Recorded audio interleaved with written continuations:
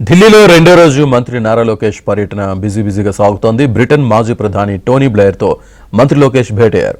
విద్యారంగంలో AI tools వినియోగం, నైపుణ్య శిక్షణ, గుడ్ గవర్నెన్స్ స్థాపనకు సహకారంపై మంత్రి లోకేష్ చర్చించారు. ఉన్నత విద్యలో సంస్కరణలు, సాంకేతిక మద్దతుపై ఇరువురి మధ్య చర్చ జరిగింది. టోనీ బ్లెయిర్ ఫౌండేషన్ ద్వారా ఏపీ అభివృద్ధికి సహకరించాలని మంత్రి లోకేష్ విజ్ఞప్తి చేశారు.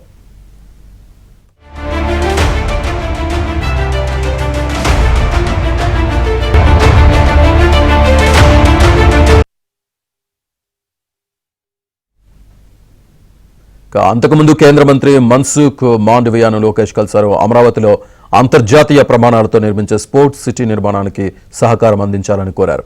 అమరావతిలో రాజధాని నిర్మాణ పనులు శరవేగంగా కొనసాగుతున్నాయని మాండవియాకు తెలిపిన లోకేష్ అక్కడ స్పోర్ట్స్ సిటీ నిర్మాణానికి చేయూతనివ్వాలని అన్నారు.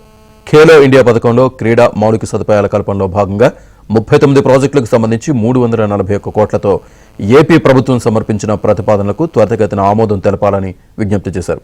తిరుపతిలో sports authority of India regional centre ఏర్పాటు చేయాలని, ఏపీలోని 26 జిల్లాల్లో జిల్లా స్థాయి ఖేలో ఇండియా సెంటర్లను నెలకొల్పాలని మాండవియాను కోరారు.